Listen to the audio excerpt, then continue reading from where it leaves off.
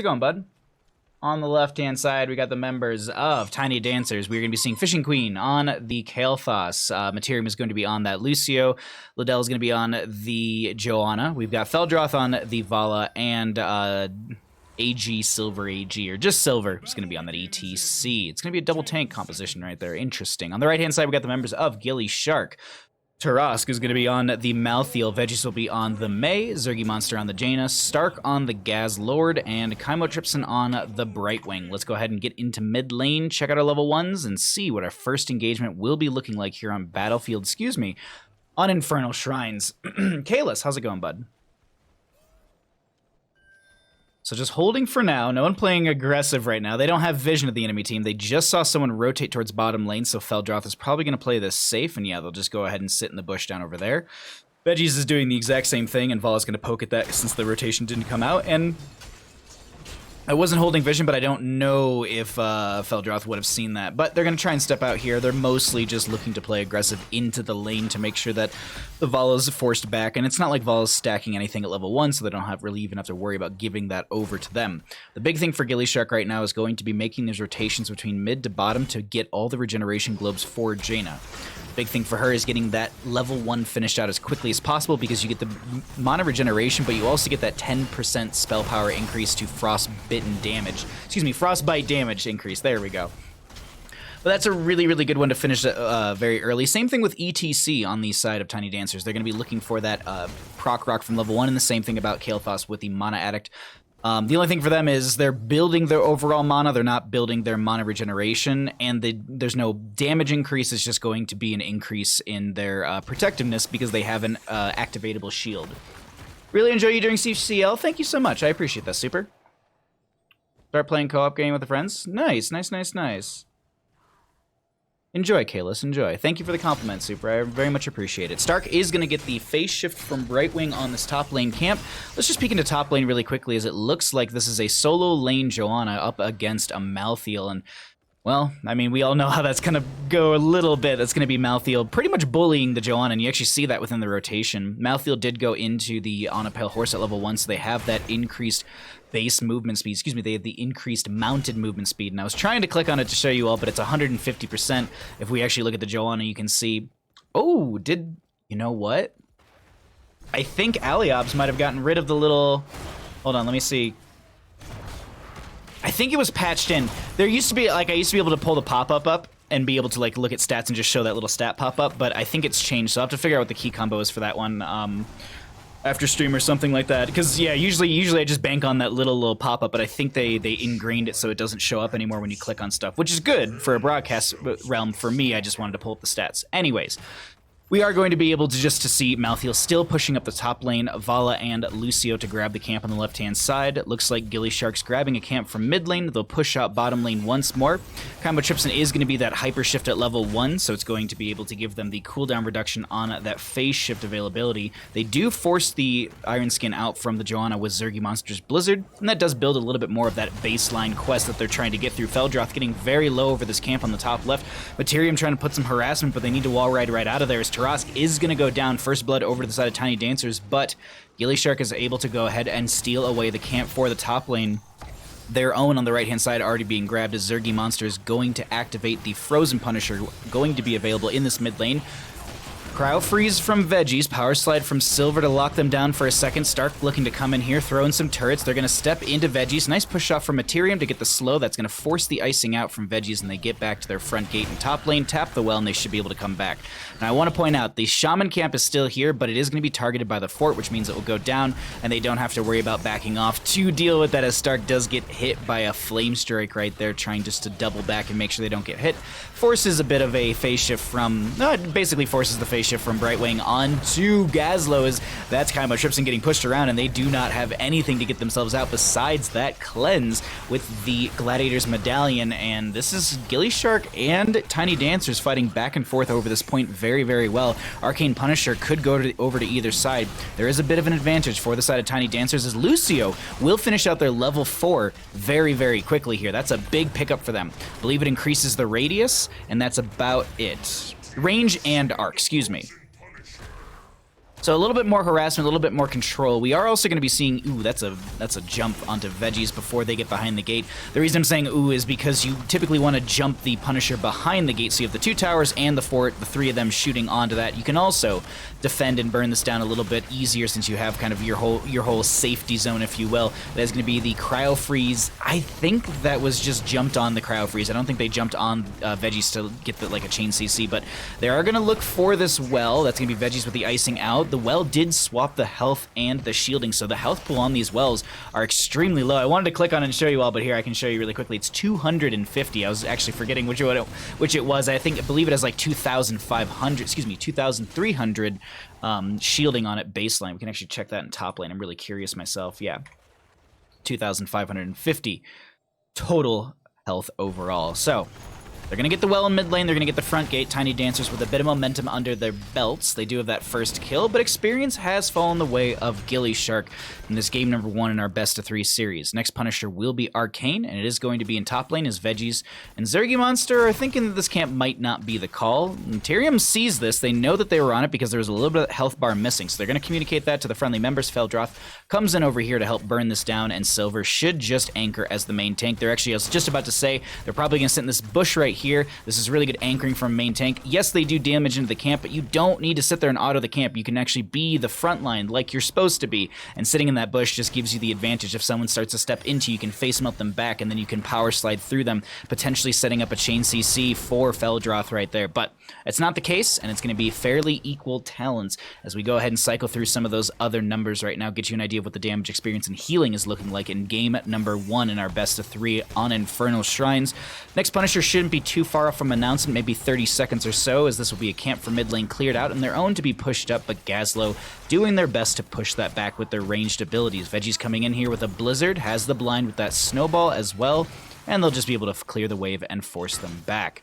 10 talents here just about to come through on both sides, and when we look at those, I'm trying to think here, I think we'll get pretty much the norms.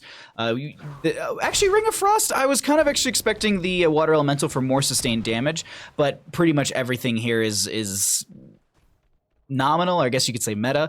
May, I would actually say she's kind of got a 50-50 on her heroic. It's really how you want to play it. Here, they're going for setup burst, so we're looking at probably an Ice Wall into a Ring of Frost into Explodium charge, I believe, from Stark right there. So it's just, you can chain CC people fairly well. Meanwhile, Zergy's able to dump damage. You have Malthael as well, just being able to get into the backline and just pull health out of people consistently as well.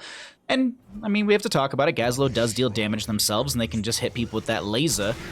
Either way, Silver's going to get polymorphed in this bottom lane. They're going to throw some damage onto them as the Jaina is still working through their baseline quest. They're level 1, only needing 3 more regeneration globes, actually 2 after they grab this mid lane one, excuse me, this one just above them. Is it going to time out? Okay, no. Oh, wait, no, I think it actually did time out. I'm going to be a judgy caster on that one. No, power slide through from Silver, but did they put themselves in a bit of a bad spot trying to do that? They dropped the Mosh. There's actually going to be a cleanse coming out from Brightwing, but I don't know if it really mattered because there was a gravity lapse from Kael'thas. Stark anchoring and tanking so much damage from the tower. The living bomb will kill 2. They get the ETC, they don't get the fort, and they're going to lose 2 of their own on this bottom lane on the side of gillyShark. Veggie's trying to put some pressure onto Fishing Queen. Will not be able to do so, and a bit of an overextension from the gillySharks in bottom lane, as this should be second Punisher in favor for the side of Tiny Dancers, pushing on to a fort in top lane. It's got some damage on it already, but based on death timers, based on siege and everything, we're probably going to be looking guaranteed front gate. Really depends on how the Punisher plays in this tower range zone. They could look to save about half their fort, or they could lose it. It just depends if they're able to play off this Punisher well on the side of Tiny Dancers. We'll see what happens here. You're here in spirit? Thank you so much, Kalis. I appreciate that. Punisher does get baited over the wall, and this is what I was talking about when it comes to burn-wise, as well as you have the 3 towers, excuse me, you have the 2 towers and the fort shooting at the Punisher, so it should burn down a little bit quicker, and they'll actually save the majority of their, okay, I was going to say they save the majority of their gate, no, they're going to still lose it, but this is pretty much where the gillySharks want to land with this objective phase. Great gravity lapse coming out from Fishing Queen there, not able to step up into that and throw any extra damage. Meanwhile, Joanna will be in the bottom lane. I'm just going to make rotations around the map and keep clearing things up. I didn't look at this beforehand, but what is the actual siege of Johanna? 60,000 right here. So it's actually roughly 3,000 more than Malthael, who's the opposing side solo laner, but I think they're looking to shut down this Johanna for a second. They're going to pop the Iron Skin, and they're able to walk out. ETC is going to have the Encore from level 13, so that's going to provide a 6-second cooldown. I always flip those two numbers. A 6-second cooldown per enemy hero hit with face melt, and then that little boombox, even if it hits the same hero, will get you another 6 seconds. So overall, you're able to get 12 seconds of CDR on your heroic if you hit one hero with both of the face melts from that level 13. It's absolutely crazy, but keep it in mind, it used to be 9.6, and that was on PTR, and then when it went live, it was 7.4, I believe it was. No, 7.2 or something like that.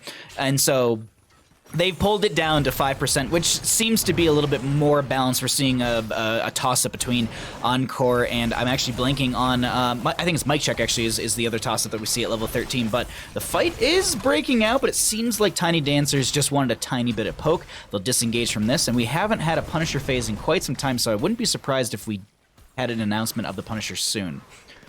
Still going to be looking for 16 talent here on both sides as well. Gazlo pushing up the lane a little far forward, but they're able to be just out of range of that face melt. They're actually going to maybe bait Silver in here, who does take a little bit of damage, but they're going to be able to walk out of there just fine for now.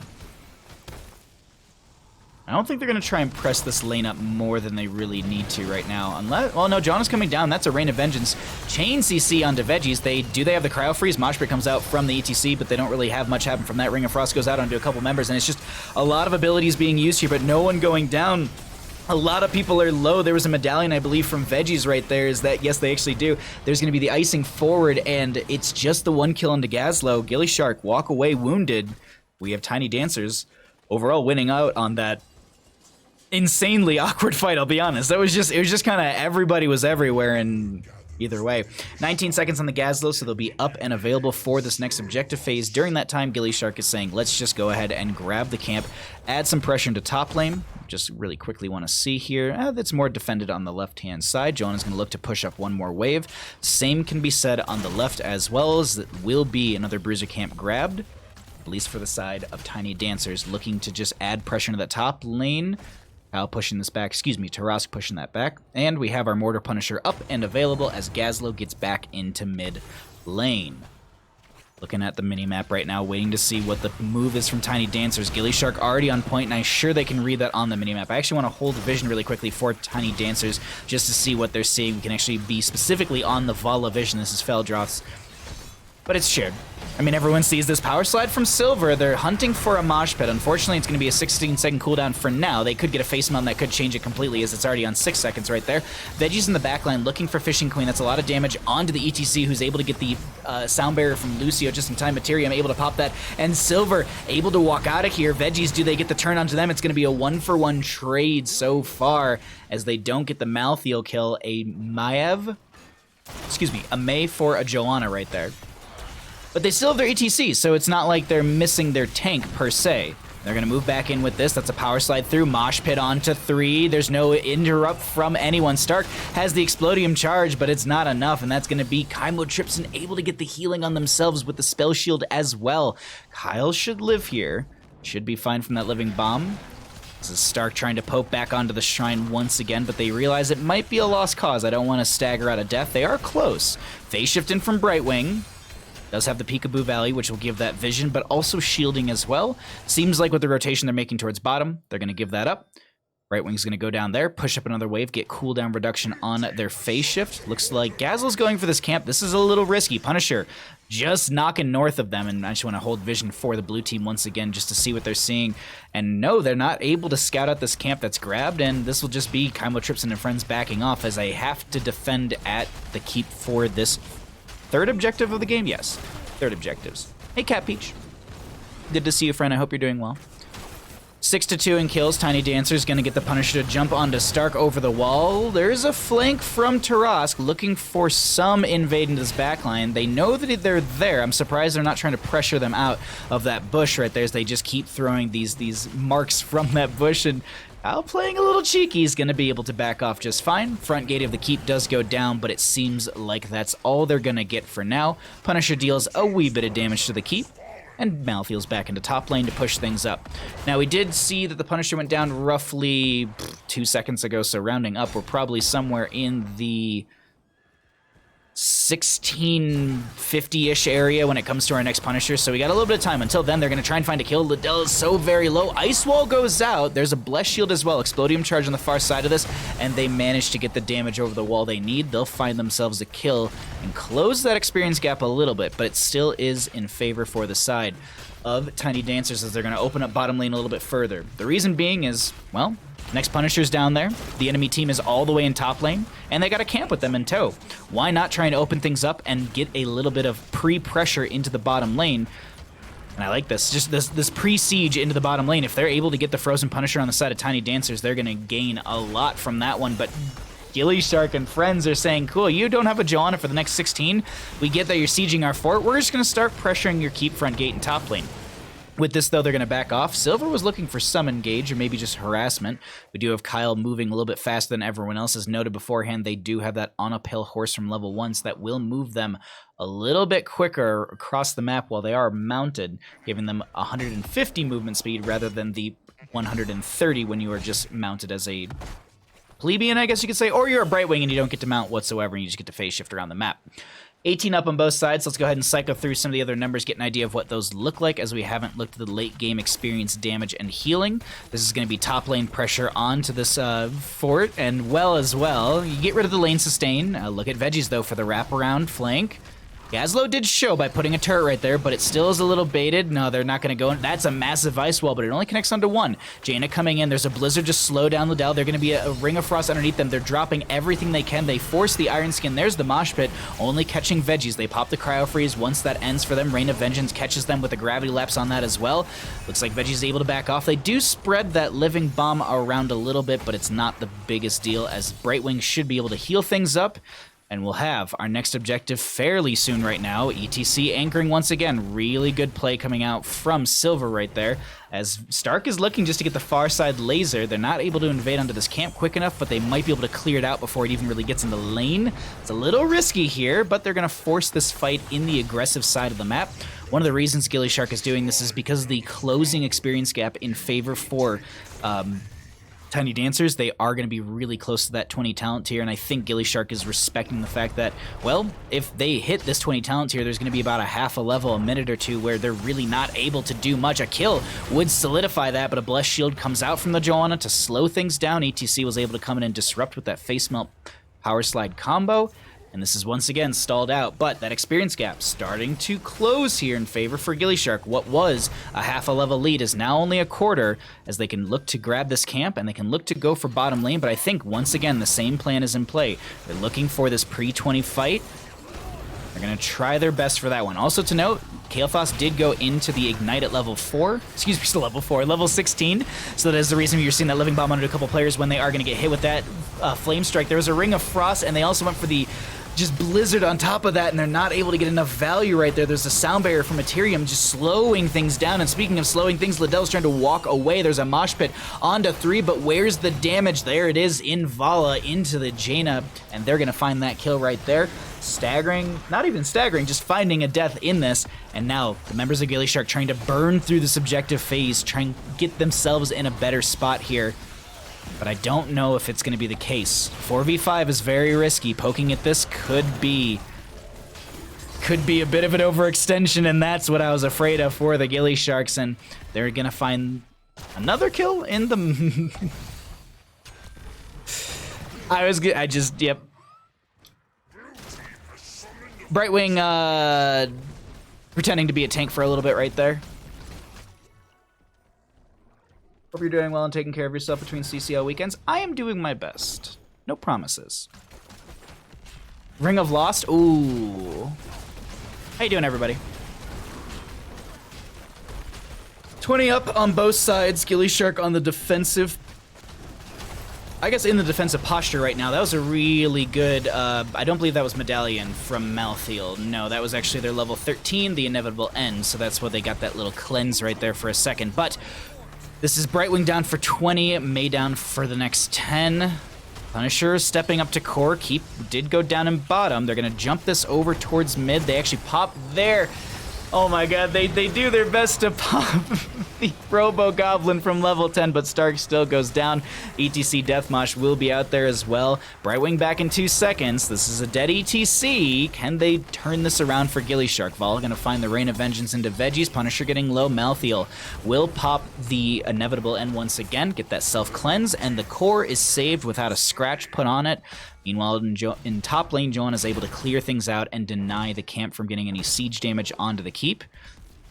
Gazlo down for 35, ETC down for 33. They're looking to invade into this camp, knowing that the Joanna's in top lane. This is the one thing I want to note really quickly, is they can see that Joanna's up there, and they're going to dive in. They actually get onto the point before they're able to cap this fully, and they force them off. Without their Joanna, this 3v5 is not worth, 3v4 is not worth it, and they'll back off. And I didn't look at the timer of the objective phase, but we're probably somewhere in the 22 area. Maybe 22:15 when we get to our next objective phase in-game timer. So until then, rotating around the map, making sure the lanes are pushed out, because there are going to be the 2 forts on the side of gillyShark down. So they're going to have periodic catapult pressure coming through the mid and bottom against them. But they got that fort in top lane earlier on in the game, so they have their own periodic catapult pressure going against the side of Tiny Dancers. Also to note, no extra talent tiers to really hit. We're just going to be scaling with levels. The other things to note, though, we do have 1 questing talent that's actually 2 technically that are unfinished. We have the level 7 from the Joanna, the Subdue. That one is still really good even if you don't finish it out, because as long as you hit 2 or more heroes, and on Infernal Shrines it's pretty easy to do, especially during these objective phases, you get the 80% slow, which allows your team just to really chase in with the burst potential from Fishing Queen and Feldrop. On the opposing side, Malthael does have their uncompleted heroic quest. I rarely ever see that be finished out. I think the highest I've ever seen was probably like 6. Unless you take the level 20. If you take the level 20, then yeah, you can finish that out a little bit easier, because I believe it cuts the stacks in half. I had to double check on that talent. Let's see. Yeah, I think it cuts the stacks down to like 5, which is a little bit more manageable.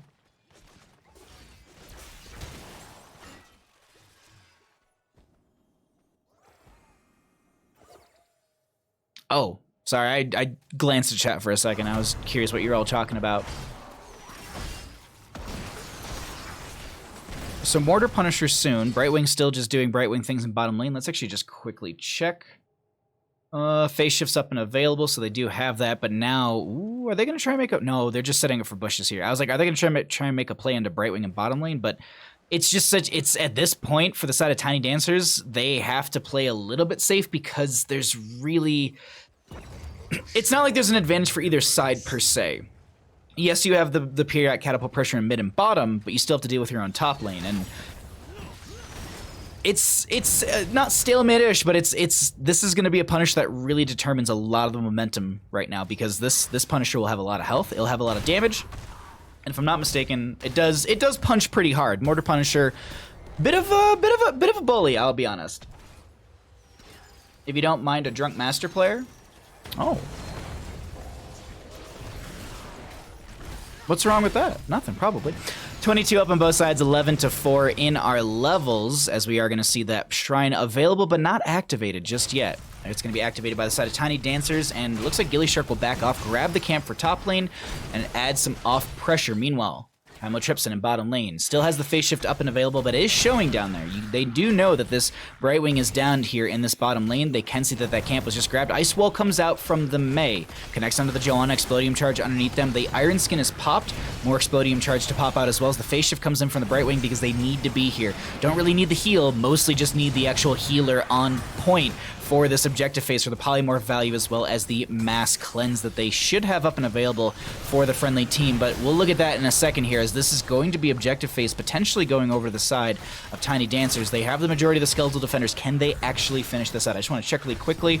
We are on Vala by accident. Okay, Brightwing does have their massive cleanse. Jaina going to try and find some damage into this ETC, and that's going to be May going down to the Vala. The Ice Block was used, but is it going to be enough for Zergy to stay alive? Unfortunately not. Mosh Pit goes out, and it will be canceled. Taras gets picked off as well. Triple kill for Feldroth right there as they move back towards this objective. And Stark is going to get poked, but they don't actually make the connection onto them. And Stark is just going to try and do what Stark does best, end the game. right? That's how it works. You just end the game. I mean, they have to go through keep. Gazlow's siege is pretty strong, but Joanna's going to try and harass us a little bit or slow things down. Keep in mid is going to go down right here. 2 members down on the side of gillyShark right now. Phase shift in from the Brightwing. They're all in on this core on the left-hand side, but is it going to be more than the damage from a Punisher and a Vala and a Lucio? And yeah, I don't think so there, unfortunately. And that will be game at number 1. Going over to the side of Tiny Dancers. GG. Well played. Dimma, thanks for coming by. Hope you have a wonderful night, my friend.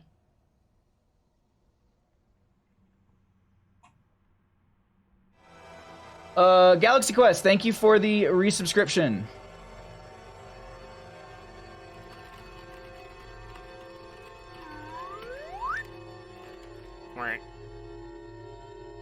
I will follow you to the end of the world.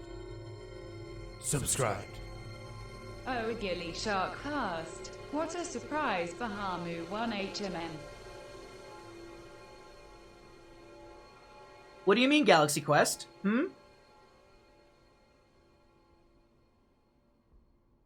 Also, did y'all see that we got a new emote as well? There's the new Bahamut Think one that we have.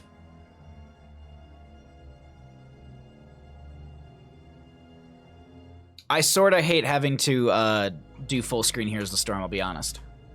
Makes things like weird. I like to be able to tab out and not have the game like pause for a second and minimize, and it's just weird. But I'm getting better frame quality, and I think the stream's a little bit smoother for everyone, so I will just deal. I mean, you cast a lot of gillySharks, yeah. But they put their games on the days that I cast. So how can you fault them for that? No, I know. I mean, I've done this forever. Before I knew the gillySharks, I used to only cast Regen, back when Murda actually used to play on Regen. And then after Regen kind of, I wouldn't say disbanded, but when they kind of parted ways, I casted, actually, no, not even then. I did a bunch of Regen, and then I did, it was like season 2 or 3 of NGS, like my first season, I did a bunch of Alaska games, which was a bunch of my friends. So, I mean, that's the big thing for me, typically, is I usually just, whatever team that has a lot of my friends on it, I usually just cast a lot of their games, because, yeah. But I do my best to get around at the Here's the Storm community. That verbiage, though, right? It's good, yeah. I'm not faulting anyone. No Galaxy Quest, I bet you. No, I'm just kidding, you're fine.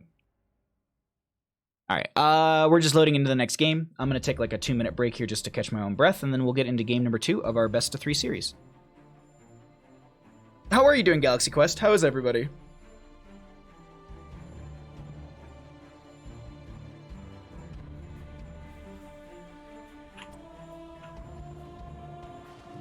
Just gotta push a bunch of buttons before we even get into a game.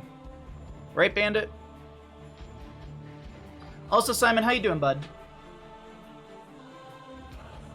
Jamming scrims for playoffs? Nice! Do you know who you're playing against for your first game? You're living? Good, good, good. What is Division A? I've not heard of them. Oh, you're excited for winter? Me too. There, I got my first game cast by you. Fun. Nice. Division A is the division that NGS has broken teams into. So, like, NGS has, they have their Storm League division, which is, like, big, like, prize pool, funding, and all that kind of stuff. And then they have their Grassroots League, which is bragging rights and stuff. So you have your Heroic, which is basically your Master, Grandmaster plus MMR, and then you have Division A, B, C, D, and E. If you want to know the specific MMR breakdowns for those, you can do !NGSMMR in chat, just those 6 letters with exclamation before it, and it'll give you the ranges for the different divisions. Beef Boys was our first game? Oh my god. Good luck. There you go, yeah. So Heroic, there's no restriction on MMR, meaning that it's usually Master, Grandmaster plus. Division A has an average MMR of Diamond 2. Division B has an average MMR of Diamond 5. And it's average MMR and not higher, I believe. Like, I think you can have like 1 or 2 players in your team that are technically higher than your average, but like I don't know the specifics, actually. Like I was saying, I'm like, I think I'm talking to my ass, and I think I am. I think it's just your team average MMR. I think it's just the average MMR of every player on your team, and that's how they do it. I'm just waiting till they make a Division F, so that way I can play.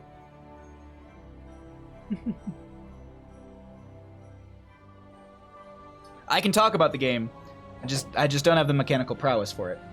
And Bandit just farted and scared himself. Didn't you? Division would? I wish. I kind of want... Why is he like this? Bandit, why are you... What's wrong, bud? Why are you sitting... Why are we like... Why are you sitting... Fart and scare yourself? Because I heard it. Loud farting. You're a loud farting puppy. Boy. Oh, good boy. Want to say hi to stream?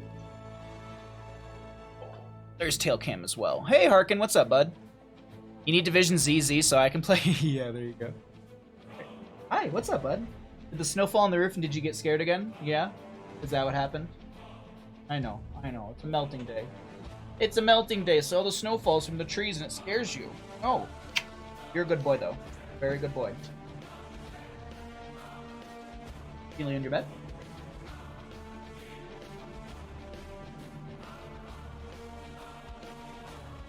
Like, all right, I want you all to understand how nervous my child is. He won't lay on that portion of the bed because all the toys are on this side of the bed, in the way. This is my puppy. Let me fix it.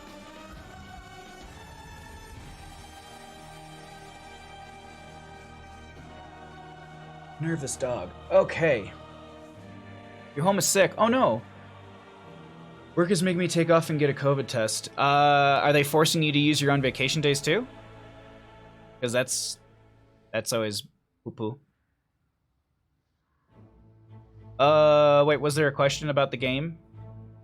Sorry, I can't scroll up because I'm using full screen. I don't get vacation days? Wow, that's... Okay. Sorry.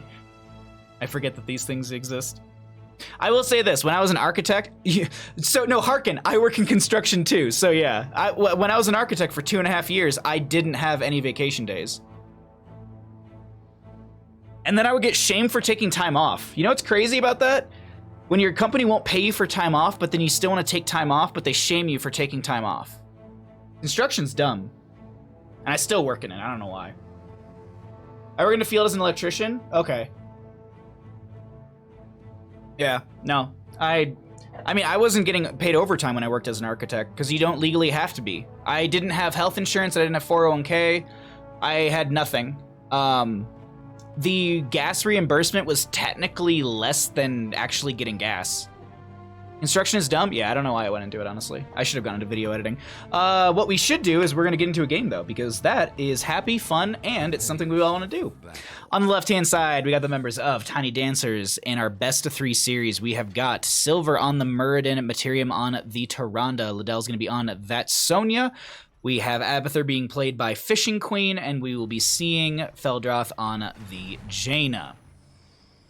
On the right-hand side, we have the members of gillyShark trying to take us to a game number 3 in our best-of-3 series. We got Veggies on the Diablo, Zergy Monster on the Rainer, Tarask, or as many of you know, Kyle Ferguson on the Thrall, Stark will be on the Samuro, wahoo, and Kaimo Tripson on the Brightwing.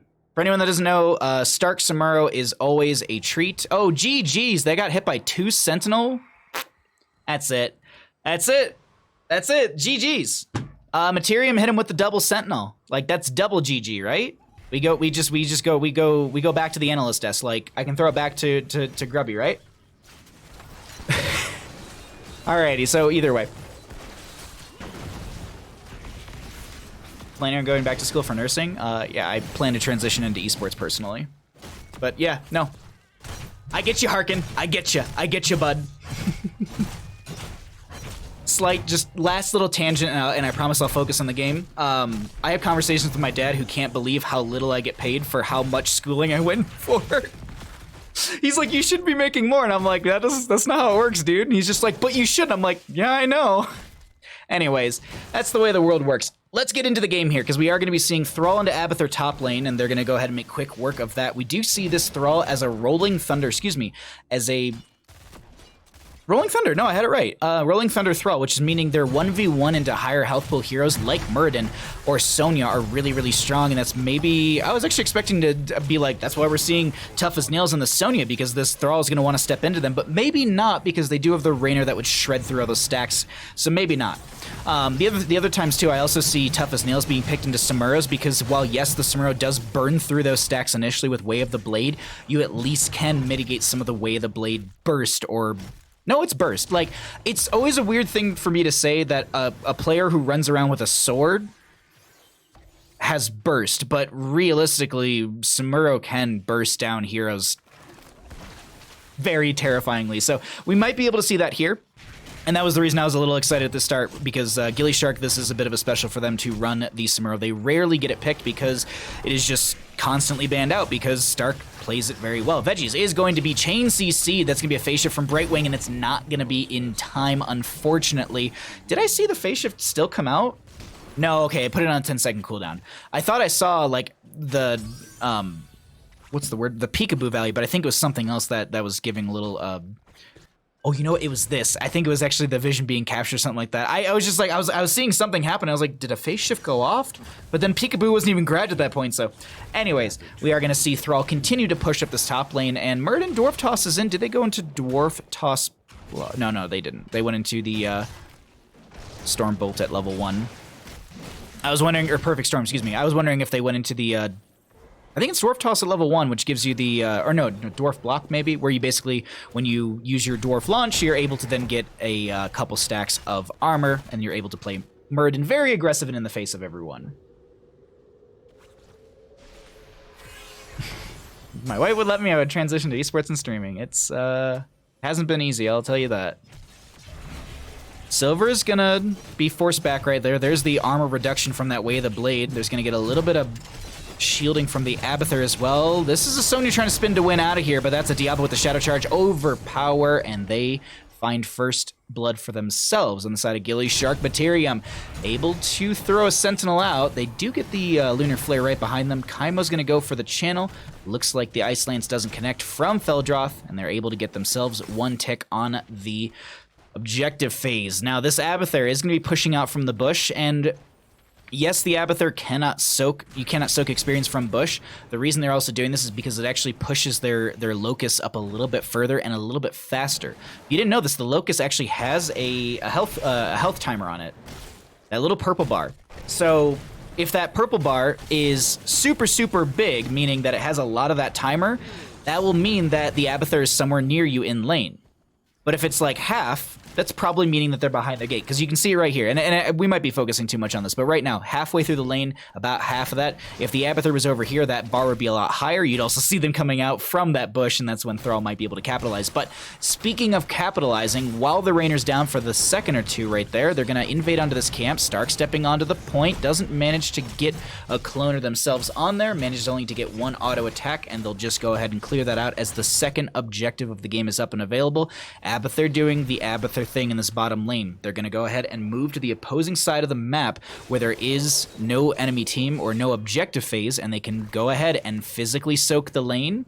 They can push those locusts out a little bit quicker. But Fishing Queen a little on the worried side, I think, here. They might not be seeing enough people on the enemy team, so they're a little worried that if they step out and they hat someone, they might miss the fact that a Brightwing might come down, polymorph, get the kill.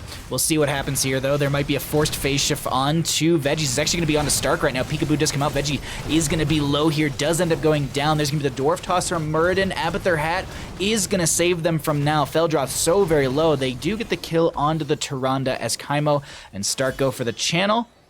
Feldroth looking for an Ice Lance. Kaimo's doing a great job of body blocking the potential skill shot through the bush with their Brightwing body. But it wouldn't have mattered because Ice Lance Frost Shards would have pierced through regardless. And I think it actually had... Oh no, is there range? I think there's range at level 1 still, so I don't think... might have not actually hit them. I think they might have lined it up and said, no, it's not worth it. So, they heart the back. There's going to be the Sentinel going through. They know that they're on this boss. They absolutely can see this right now, and Muradin's over here as well, anchoring. But Without Abathur Hat, this is still a 4v5, and I don't think they want to go for this just yet. There is a spear from Liddell to try and find some sort of setup right now. Veldroth being chased by Samuro. They're going to drop a Blizzard on top of them as well. They get the phase shift onto the Samuro. Meanwhile, above us, Liddell will go down to the overpower and harassment from Veggies. The sustained damage from Zergi is just way too good right now as they're trying to find this kill into Muradin, but they're going to be able to disengage through the front gate.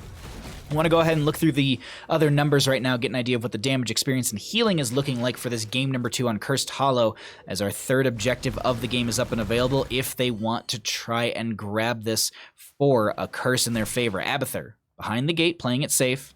Samuro's going to spread some clones around, get those into lane. We do have 10 talents here. First for the side in... Dear Lord, and Tiny Dancers, Feldroth getting so low right now. They do get the cleanse out with the Gladiator's Medallion. Veggies, bit of damage onto them. Phase shift comes in from Brightwing, should be fine. They're going to overpower this Sonya, looking once again for some damage into them. There's going to be the Wrath of Berserker from Sonya, but we end up seeing Abathur going down to the bottom lane from the dive from Samuro due to the fact that there are no tower shots, so Samuro doesn't care, and you can literally... well, spawn your clones to the far side of the gate and then swap to one. So there's, yeah, that's a good pickup for the side of gillyShark because it also denies the passive experience gain from, I wouldn't even say passive, just the experience gain from Abathur during this objective phase. Apocalypse was used right there. Everything into Muradin. Well, just a lot into Muradin, not everything, but quite a bit used right there as they're going to pop the Hyperion as well and push that in through mid lane. Samuro to rotate to bottom 2, push this up and stop the Abathur from keeping this fort from going down, because the curse is only going to be available for the next 12 seconds. Oh, wow, that's a very far step up. They actually popped the Earthquake from Tarask as well. It's going to zone them back a little bit. Feldroth has to play this safe. They don't want to get overpowered and shadow charged away from their own gate. Veggies will just shadow charge into the tower just to get rid of this, into the fort to get rid of it, and they'll find a double fort through this first objective phase on the side of gillyShark, but they also find themselves at least 2 kills that I can count off the top of my head. No, 3. I believe there was a Muradin kill, Tyrande kill, and an Abathur kill during that 60 seconds of that objective phase. I actually moved really quick on the side of gillyShark. Veggies is anchoring in this bush, and I don't know if they scouted this out. I don't think they did.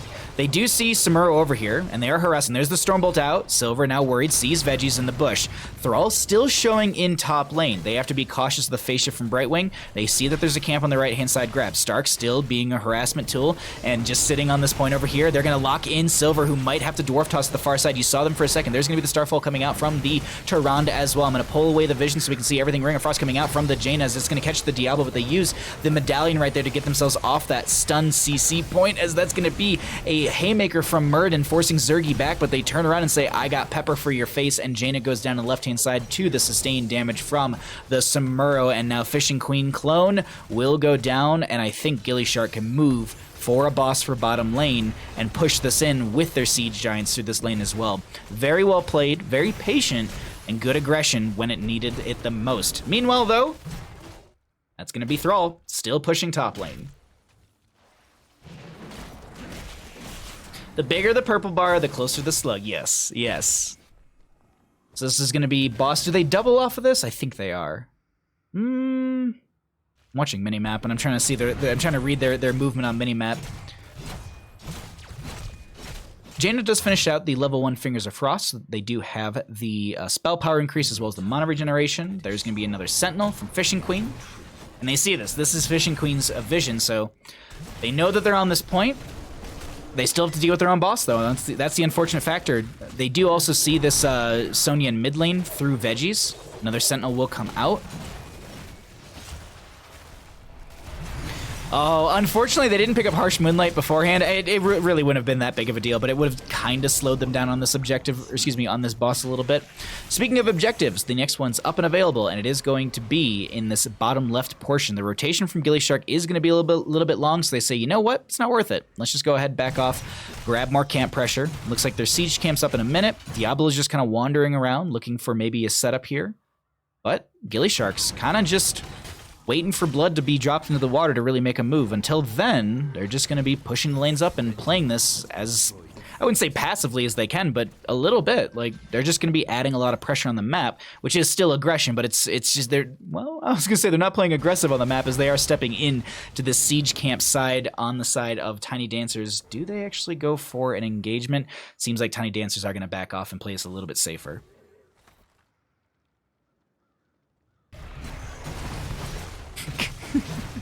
Kaimo getting hit by Tyrande Owls. Shake my head.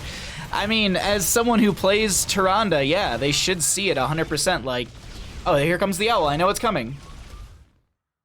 They didn't get it that time. But they dropped that Hyperion through mid.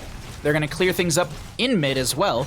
And I'm waiting to see. The rotation to bottom lane's really far. Brightwing actually might make that, but that might be where they find their 16. I want to just see. Phase shift is up and available if they need it. Seems like, though, they want to actually maybe step this mid lane up a little bit further. Start trying to do exactly that. Steps towards Feldroth. Does have a little bit of shielding themselves. I believe that's from their level 13 ice barrier. Yes. Zergy not getting hit by the lunar flare. Stark going to swap off. We do have Brightwing down in bottom lane that pushed them into that 16 talent tier, and Veggies will back off as well. Thrall looking for the channel in this upper portion of the map. Meanwhile, Brightwing just pushing back the Abathur siege.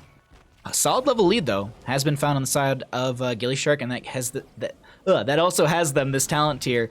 Seems like they might try and make a dive onto Brightwing in bottom lane, but it's read by Kaimo, and they're out of there. They're not going to try and play tank with this Brightwing again.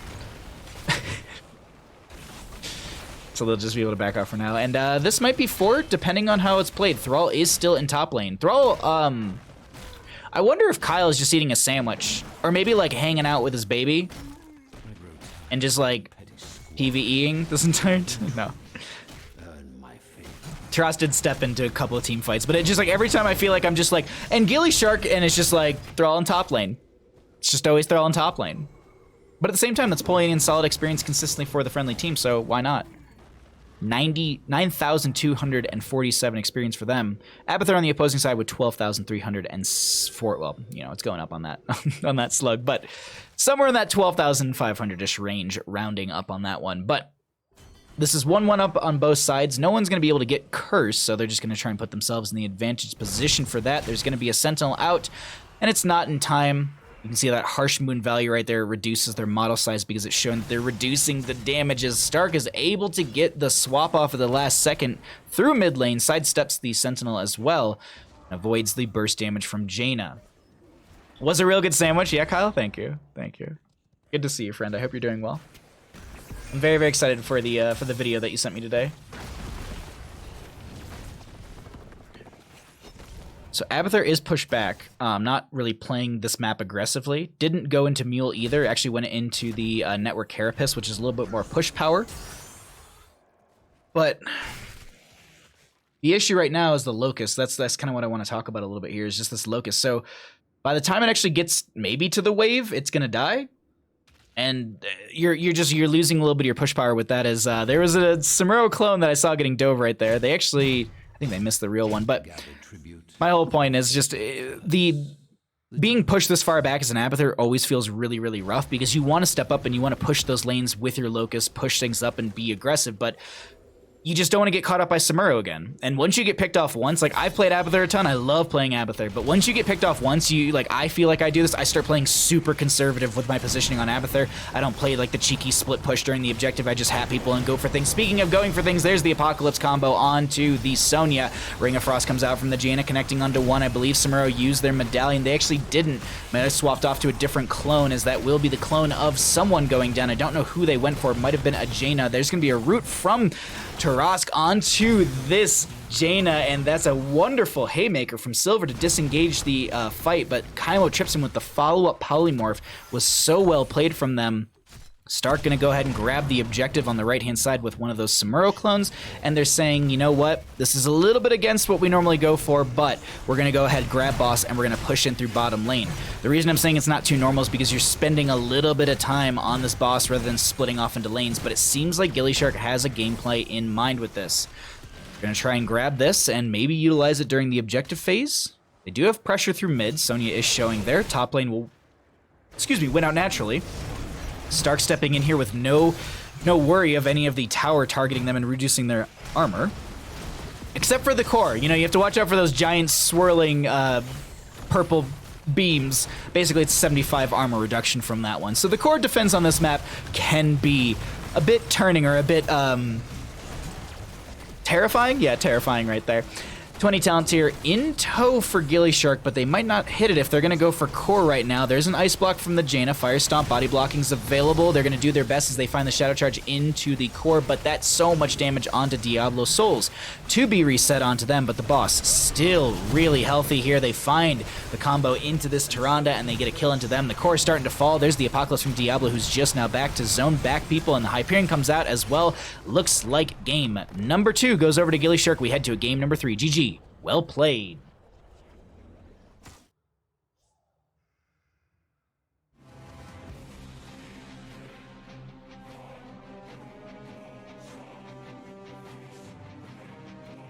What a good game. That was a good game. Trainwreck with the teeth cleaning. All right, let me show you all stats, and then we'll get Bandit some teeth cleaning. Thank you, Trainwreck, for the 20,000 bandit bucks. All right, let's get it. Yeah, do you want to clean your teeth, bud? Clean your teeth? Yeah, I'm serious. I had like, yeah. He knows it. Yeah, oh, absolutely. That's what I always say to him when it's time to brush his teeth. Which one do you want, bud?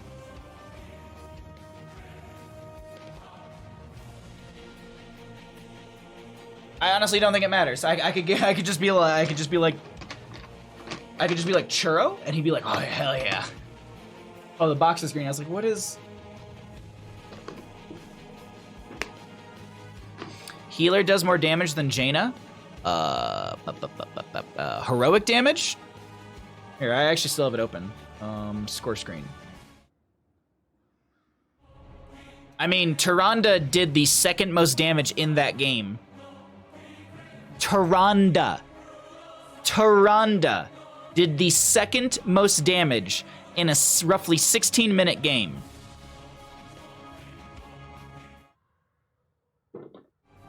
Dear Lord.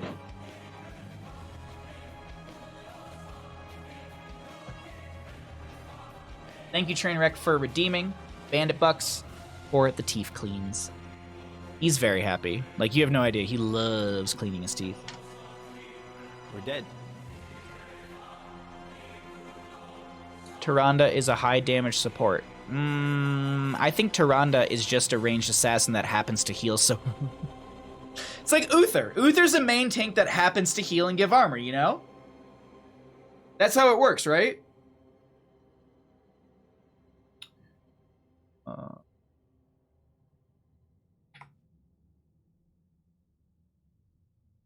Yeah.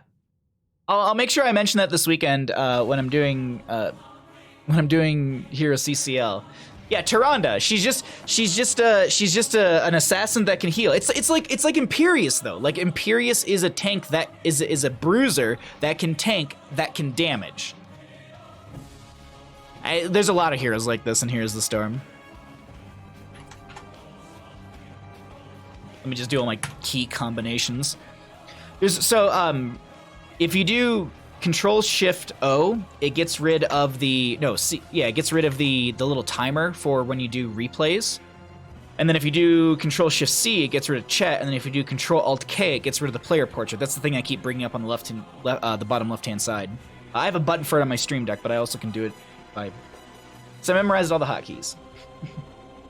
Does that make Karazim a melee assassin that heals as well? Absolutely. Absolutely, Harkin. Like, no Kappa. 100%.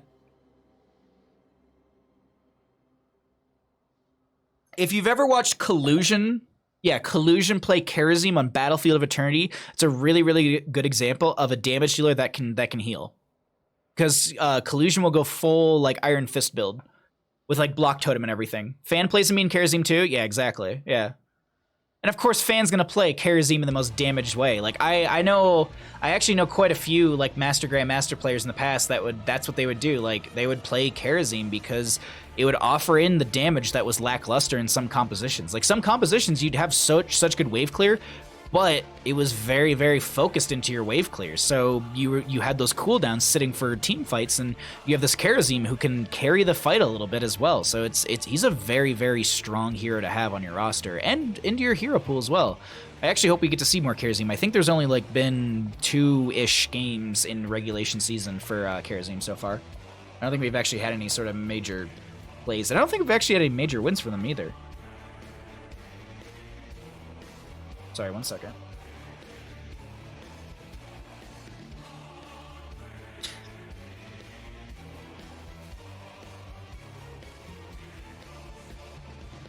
Sorry, it's CCL stuff. I am just making sure that I'm not missing really, really important messages in Slack. All right. Okay, I was listening in the background to you and struggling to close my tabs. I found this tab, but you almost said... What do you mean?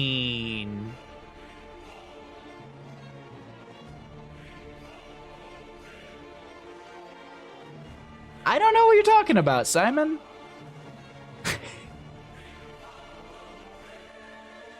Oh, man. If my video card and my CPU are bought before you and Brandon come for birthday, we might do like Mario Party living room stream or something like that. It's the only that's the only stream thing I've ever I thought about doing with you guys. Other than that, I was just like, oh, we're just gonna go sledding and stuff. It's NNN. You can't say that. I mean, yeah. I don't have Mario Kart for the Switch, but I have Mario Party for Switch. I have a bunch of like party games, and then like if I have a computer in the living room, we can do like Gang Beasts and stuff. But that's all dependent on me being able to order a ding-dang video card and a new CPU. But hey, that's just me. Let's go ahead and get into our next game. Thank you once again, Trainwreck, for redeeming the... He actually just finished eating it, so that's perfect. So let's go ahead and get on into game number 3. On the left-hand side, excuse me, we have the members of Tiny Dancers. We have Materium on the Brightwing. Liddell's going to be on the Diva. Silver will be on the May. Fishing Queen will be on the Orphea, and we have Tychus being played by Feldroth. On the right-hand side, we have the members of gillyShark, with Zergy Monster on the Raynor, Tarask on the Zool. We have Stark on the Samuro, Veggies on the Muradin, and Chymotrypsin on the Rhaegar. Let's go ahead and get on into mid lane and into our level 1s. Orphea are going to be going for the Growing Nightmare at level 1, which I don't think I've ever seen anyone take this, but the reward, permanently increase Dread's eruption damage by an additional 25%, increase the slow amount of Dread's eruption by 15%. The baseline of it is that you increase the damage by 40, so you're increasing this by 65% when you're done, if I'm understanding this correctly, if I'm caster mathing that right. Teeth cleaned, mission complete, yes. I'll bring Mario Kart just in case, yes, please do. Mario Party is one of those amazing drinking games. Oh, it is, absolutely. One of our favorite drinking games is to do Super Smash Bros, and you do 10 stock, and you take a sip every time you die, and if you are out, you finish your beer. I used to make up this thing called the Drunk Olympics with my friends, and we would do like a bunch of like Wii Sports, like golf and ski jump, and like things that included like balance, because ski jump was what was with the Wii board. Anyways, I'm gonna stop rambling about my Drunk Olympics. Remind me after this game and I'll tell you about Drunk Olympics. How about that? We have Veggies though getting the Dwarf Toss away with 23 HP, but the auto from Silver will find them in the back, and that will be first blood over to the side of Tiny Dancers, as we are going to be seeing this camp invaded. Stark is trying to make a play right now, but this is a Samuro who needs to swap off to a different clone who's very low. Fishing Queen is low themselves. Zergy finding some sustained damage. The camp is going to be grabbed and channeled in favor for Tiny Dancers. The aggression in this game number 3 on Towers of Doom is very, very much in favor for the side of Tiny Dancers. They do lose their Orphea. I did not call that one out, but they managed to steal that camp away. Not the other thing, but the maybe unfortunate factor is they didn't even get their own camp. So they put so much effort into stealing the opposing side's camp, they didn't even get their own, which I wonder, does Stark actually sneak their way over here? And that's exactly what I was looking at on the minimap. I was like, does Samuro make a cheeky play? Gonna sit in this bush over here. I don't know if Orphea caught that shimmer of the Samuro walking over there, but if they did, they would have maybe thrown an objective. They would have thrown an ability into this bush. I'm just gonna hang out here for a second. Okay, Stark actually drops out onto Veldroth right there and forces them back towards the front gate, and that forces Stark to just windwalk away. Reason being is that the gate does deal damage, and they don't want to just sit there and tank damage unnecessarily as Stark keeps poking at this, but the enemy team was in the bush, and the chomp comes through. Stark gets the swap, and they end up swapping once again, the juke swap, as they chase after the clone that isn't even the real clone. Orphea goes down. Very well played from the gillySharks, and they will invade onto this camp on the left-hand side. A lot of pressure and a lot of plays being had around these camps, and the reason being is you want to have bottom lane control. A lot of people are probably rolling their eyes like, Bahamut, I've heard it before. Well, some of you are newer to the stream, or some of you have never been to Towers of Doom, and you might want to know why. Towers of Doom works in the way that if you have a bell tower, so you see the ones on the right side and the ones on the left side, these bell towers signify one shot. You can actually also keep up to date with that with these little the little icons around the actual channel points themselves. They signify bottom, mid, and top as to who's holding what. If you have, well, you always have one shot, and if you have a tower, you get an extra shot. So if you're able to steal the enemy team's tower, you then get 5 shots rather than 4, and then that turns the enemy team to only have 3 shots. And the reason bottom lane's so important is because you want to feed sappers through. The camps that they've been fighting over, if they get to the death zone, this zone over here, that means that they actually die, they jump over the wall, and they deal core damage. It's the only way to deal direct core damage outside of the objective and outside of the boss. But the fight still continues here over our objective phase 1 on this bottom portion. Feldroth looking for the channel, isn't able to do so. Liddell gets back into their Diva mech and is able to boost around, popping into some people's faces as Orphea looks for the nightmare value from level 1, trying to finish that out. Materium has to hearth away. I don't know if they actually have their phase shift up and available. They do. So they're going to come back immediately. Looks like gillyShark licks their wounds and backs off as they do not want to just continue to pressure into the side of Tiny Dancers. 6 up on both sides, as we will be seeing our 7 talent tiers soon, and after that we'll go ahead and cycle through some of the other numbers, get an idea of what those look like, because we haven't had a chance to look at them on our game number 3 on Towers of Doom. Blinds into veggies. Silver just still laning here, just putting in some pressure. Looks like the camp on the right to be grabbed. 55 seconds on this left-hand side.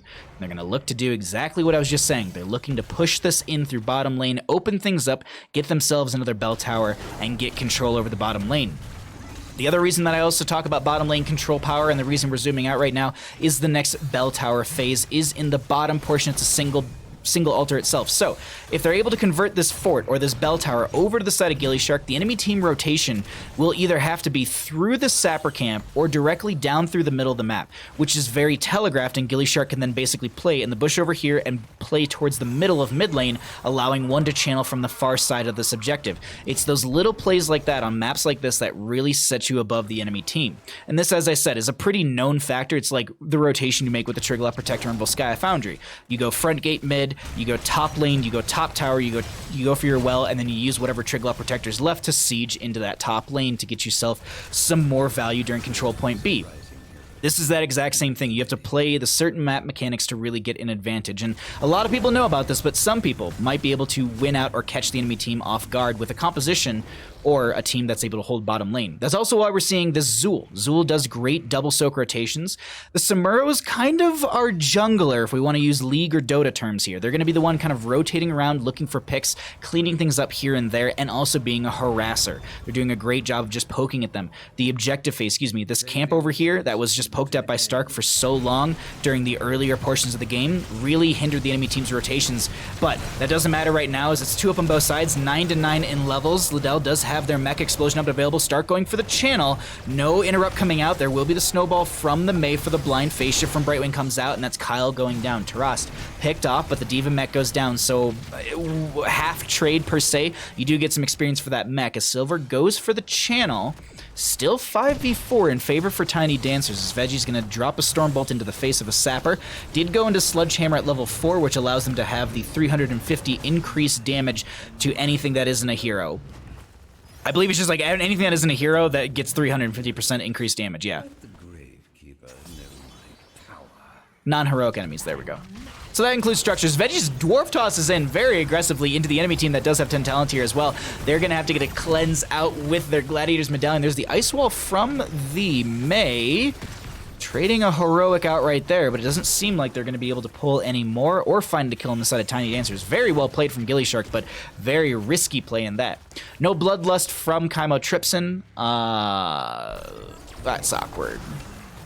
We do have Bunny Hop for the Diva, which is not is a very non-standard, so I'm excited to see how they utilize this in the team fights. This Fishing Queen will be dove on right there. Stark and friends looking to chase into this. That's going to be Silver taking a bit of damage. Hyperion was used. Ice Block, Cryo Freeze was used. Muradin going to pop the Avatar Farm. Eternal Feast comes out from the Orphea, and now this is our new Eternal Feast as well, which does grant them stacks of their... It's not Dread. I'm blanking on the name. Chaos, I believe it is? Let me look really quickly. Wait,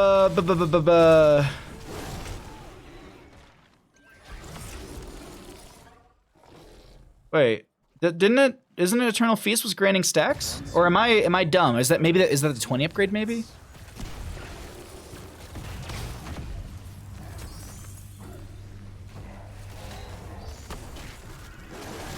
Exactly, Harkin. Exactly. You said it with a lot less words than me. To level 20? Okay, thank you. Because I was like, am I misremembering the patch notes? Okay, thank you so much for that. Okay. I was misremembering the patch notes, but it was in there. I legit thought I was crazy for a second. I was like, did I dream that it does this? Anyways, there's the Eternal Feast getting one little stack right there. They're trying to chase onto Zergy. They do stall out the channel for now. We do have this Diva with the Bunny Hop. Don't forget about that. They're going to boost around. They do have their Mecha Explosion up and available too. There's going to be the knockback from the Rainer. I think they might have not... I don't think they were planning for it to go that way. Rainer, doesn't get the Ancestor Healing, but they're able to back off and provide some sustained damage, and they find the kill into Mei. Commandeer Odin was used. There's going to be the Skeletal Mages out from the Zul as well. Diva going to be boosting around, trying to find some disruption in all of this, but it doesn't seem like it's enough. There's an Emerald Wind from the Brightwing. Kyle, so very low, is able to cycle out. Stark goes for the channel. They actually mount back up and look to engage once again. Stormbolt to the face of the mech, but it doesn't get that, and they get the channel in time, and that'll be 4 more shots into the core of Tiny Dancers. We sit 32 to 28, 9 minutes and 12 seconds into our game number 3 with 3 to 4 in kills, 12 up on both sides. It's getting real interesting here. I think the 20 has always granted chaos. Did they change something? I thought that was new. I might be... I don't know. We'll look at the patch notes after. Or I'll look at them after. Or we'll look at the hero after. I don't know. I feel crazy now, because I swear to God I read it, but maybe I misread it. Maybe it was something that they changed at level 20 and how those chaos stacks work. Regardless, invade onto the camp. Liddell's gonna have a fairly well channeled... or I can't think of the word. They're trying to boost up their Diva Mecha Explosion. They had it. It was gaining quite quickly right there. Camp Invade went out, but it wasn't actually anything where they're able to get themselves the camp. Icewall connects onto Zergy. There's going to be the Blizzard underneath them, and they get enough damage. They actually... Was that Medallion out from Rainer as well? No. There was a Cleanse out from Chymotrypsin. That's what we were seeing right there. I heard the noise, but it's 190 seconds, and nah, it's not going to be the case when it at least comes to Medallion. Burden looking for Feldroth? Or just trying to pressure onto them. Raw Stormbolt backwards. They did finish their baseline quest. Stark looking for the flank. Gonna get the interrupt onto the Hearth from Materium. What's the phase shift looking like for them? They do have it up and available. Feldroth getting low here. They're gonna force the phase shift out from the Brightwing. That's big. Del comes down here. Looks like Tarask will go for the camp in the top lane. There's going to be a bit of a knockback and a knock around onto Veggies, who pops the Avatar Farm and gets the Ancestor Healing, so they need to turn and make something happen with this right now. Stark is going to get a little bit low. That is going to be that level 7 questing talent for the Orphea. The Mind Devourer finished out. They do have the cooldown reduction as well as the mana refund onto that one. Channel on the left-hand side from Zergy, and then channel on the right from Taras. They get 8 shots in to the enemy core and take a lead here in game number 5. Dear Lord. Game number 3 on Towers of Doom. I'm mentally on just like CCL. Everything's a best of 5, which personally, if this was a best of 5, I'd still be happy with it. Send me more best of 5s. They gave Orphea a buff last patch. That part, yes. And I think they added more chaos stacks now. Okay.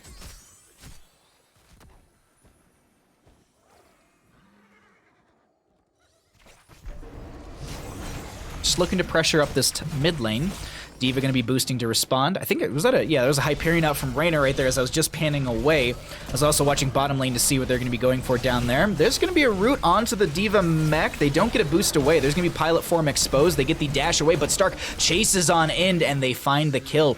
The reason they were able to close that distance is because the word I can't pronounce right there, but it's that level 13 talent tier for the Samuro. I actually should ask someone how to properly pronounce that one because it's actually a really pivotal talent for them, as Zul doesn't get the Bone Spear, or not the Bone Spear, they don't get the Spectral Scythe onto them, and that is going to be the Orphea finding the kill into this Samuro, as there was a Gladiator's Medallion used. Yes, from Zul, as there's a triple altar face popping up right now. The plays right there. Wow. It always had 1 stack with the 20 talent. The change is now to good CDR. That's what it is. Thank you. Thank you. Thank you.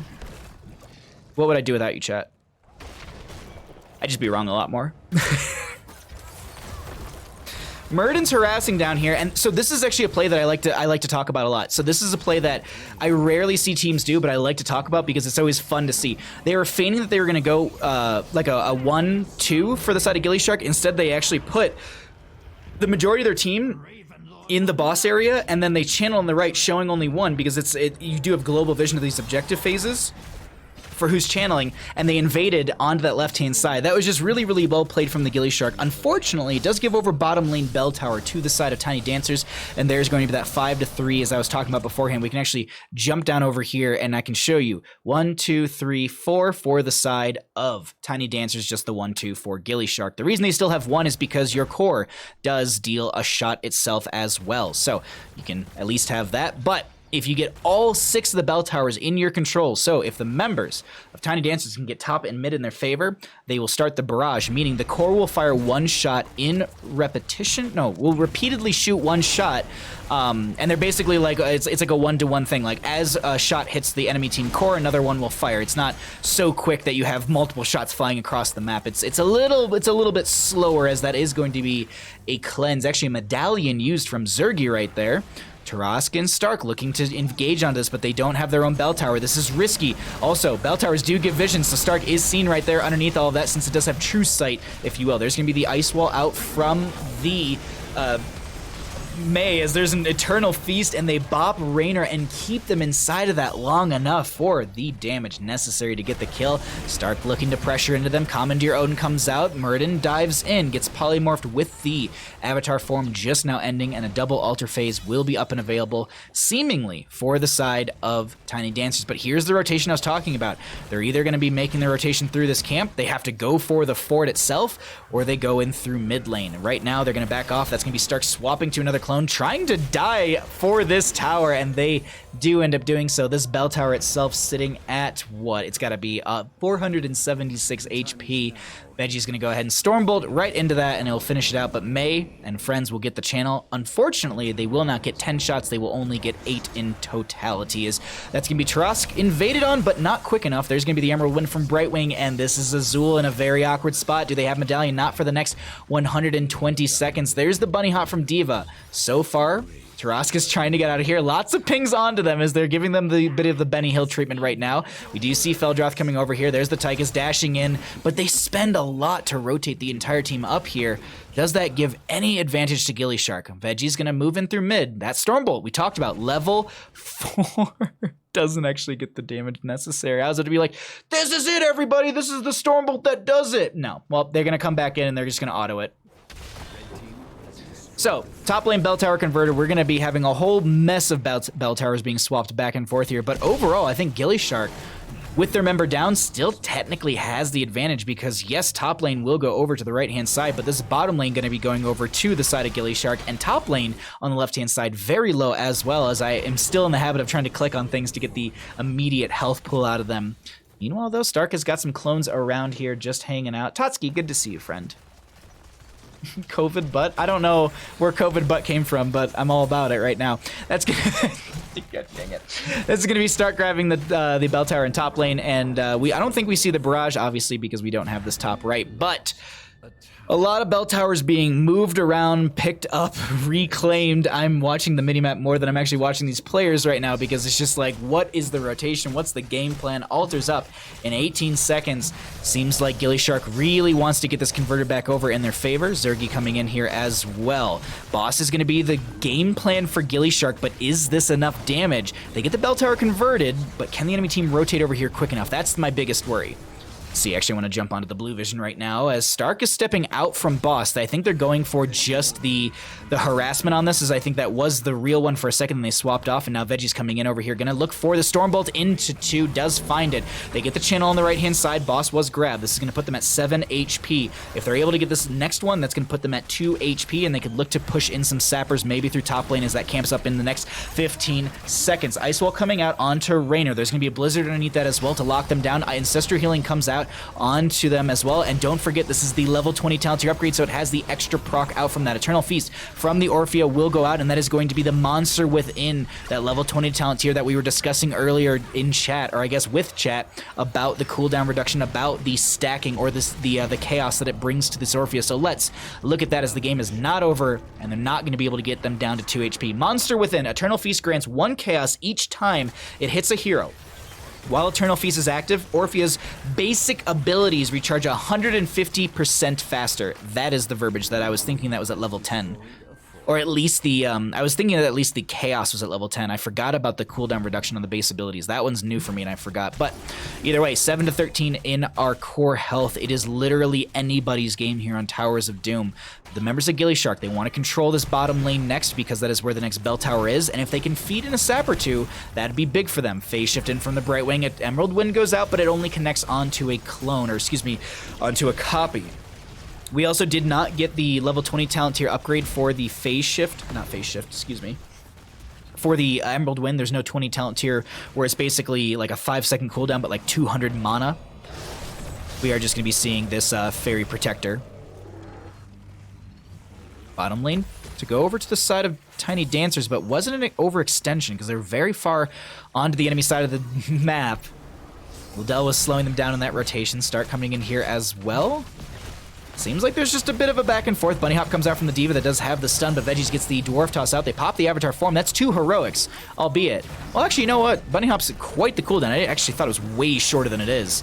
I thought it was like somewhere in like the 30-second range, but that's Ancestral Healing on to Zergy. They're going to get that second wave around them right there. That does pop to players around, but there was really no one that really needed it. They're just going to keep chasing in. That's going to be the Cryo Freeze from Silver as Materium gets the phase shift in, as well as the Emerald Wind well held right there, as this is another altar phase up and available, but neither team will die from this. If they're able to get the channel on the side of gillyShark, this will be 3 core health remaining on the side of Tiny Dancers, and they could look for Boss, but that Boss is not up for another 2 minutes and 20 seconds. Top lane does have pressure coming through. They got to make something happen down over here in this bottom lane objective phase. Liddell does have this Mecha Explosion up and available. Look to see them pop that at the last second, and they managed to do exactly that. Eternal Feast did go out. Kaimo Tripson's going to get bopped by the Mecha Explosion.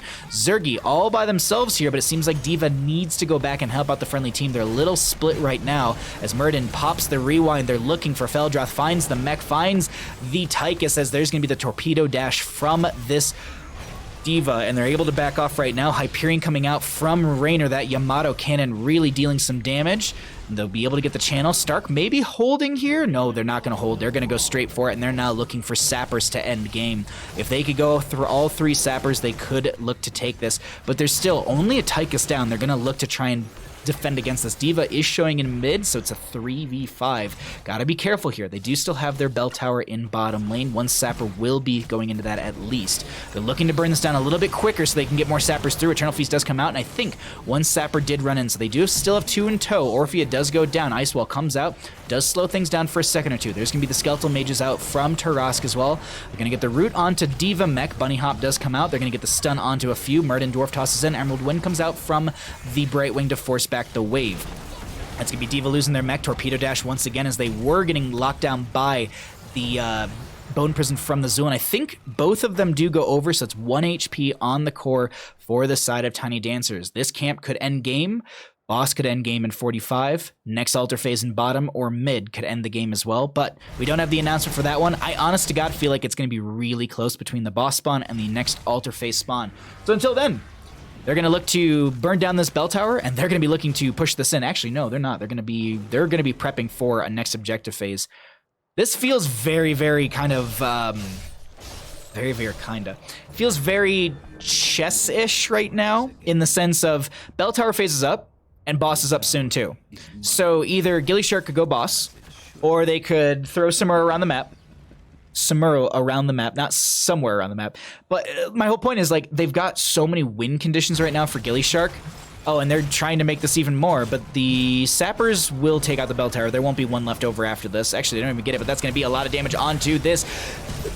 Oh no, Materium comes in just as they get the pick onto May. The boss starts to laugh. The Diva's on the point in the mid position, but they're already going for boss. Feldroth is going to say, I gotta come in here and do something. They're going to dive in. There's going to be Skeletal Mages out as well. Root goes onto them. Commandeer Odin's out as well. Eternal Feast onto the point, but the shots rain out. It doesn't matter who lives or dies, because that is gillyShark taking game. Number 3, GG. Well played.